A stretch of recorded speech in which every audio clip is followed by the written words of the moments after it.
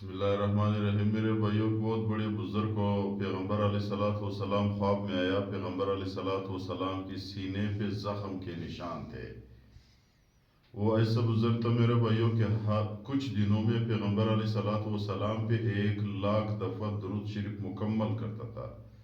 یہ اس نے اپنے آپ پہ لازم کیا تھا، معمول بنایا تھا۔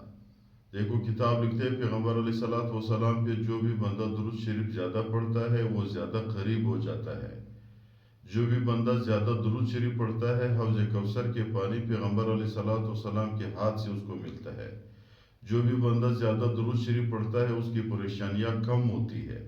تو خلاصہ یہ میرے بھائیوں، تو اس شخص نے پیغمبر علیہ الصلوۃ والسلام سے سوال کی، یا رسول اللہ صلی اللہ علیہ وسلم، آپ کی سینے پہ زخم کے نشان کیوں ہے؟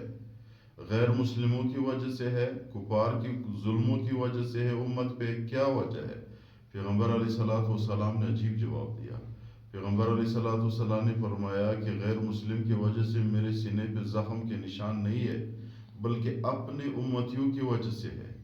کون سی غلطی امت کرتے ہیں جس کی وجہ سے پیغمبر علیہ الصلوۃ والسلام کی سینہ زخمی ہے؟ امتی پیغمبر علیہ الصلوۃ والسلام نے اس بزرگ کو فرمایا کہ یہ امت سنت کے خلاف کر رہے، سنتوں کو چھوڑ رہے، میرے سنت پہ عمل نہیں کرتا۔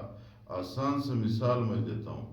آج دیکھو میرے بھائیوں، بڑے سے بڑے سنت نماز موقع ہے۔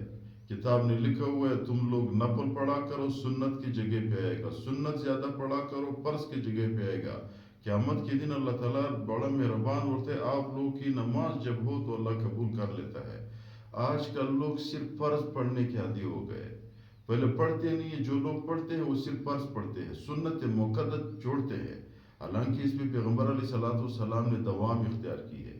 آج کل لوگ مسواک چھوڑ دیا ہے، برش بھی کرو، ٹوتھ پیسٹ بھی لگاؤ، لیکن مسواک کرو 1400 سال بعد لوگ کہتے ہیں، سائنسدان کہتے ہیں کہ مسواک کرنے والے کے شخص میں کبھی منہ کا کینسر نہیں ہوگا۔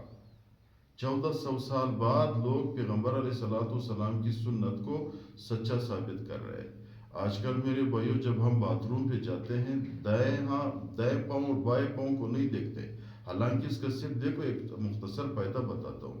موت کا کوئی پتہ نہیں چلتا۔ اللہ تعالیٰ فرماتے ہیں ان الموت الذی تفرون منہ فانہ ملاقیکم، تم لوگ موت سے جتنے بھی بھاگو گے، موت خود بخود آپ لوگوں کے ساتھ ملاقات کرے گا۔ خدا نہ خواستہ جب بندہ باتھ روم جاتا ہے، دائیں پاؤں اس کے آگے ہو، جو بھی بندہ، سائنسدان بھی کہتا ہے، ڈاکٹر بھی کہتا ہے، جب گر جاتا ہے تو دائیں پاؤں جدھر ہو اس طرف گرتا ہے۔ تو خدا نہ خواستہ موت اس حالت پہ آ جائے، آپ کے دائیں پاؤں باتھ روم میں گیا تو آپ باتھ روم میں گر جاؤ گے۔ اس لیے سنت یہ ہے کہ باتھ روم داخل ہوتے ہی بائیں پاؤں سے داخل ہو جاؤ۔ کھانا جب بندہ کھاتا ہے، سنت یہ ہے دائیں ہاتھ سے کھا لے، اس لیے کہ بائیں ہاتھ پہ جب آپ استنجا کرتے ہو تو دنیا کی تمام جراثیم اس پہ جمع ہو جاتے ہیں۔ ناخن کے یہ جو اندر کی چھوٹے چھوٹے مسامات ہیں، آج 1400 سال بعد سائنس نے ثابت کیا ہے کہ یار اس پہ لاکھوں جراثیم جمع ہو جاتے ہیں۔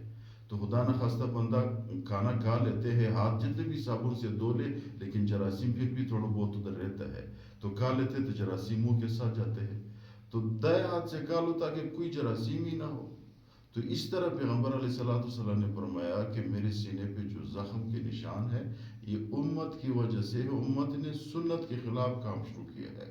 جب سنت کے خلاف کام بندہ شروع کرے تو پیغمبر علیہ الصلوۃ والسلام اپنے روضہ اطہر میں ہم سے ناراض ہے اور پریشان ہے۔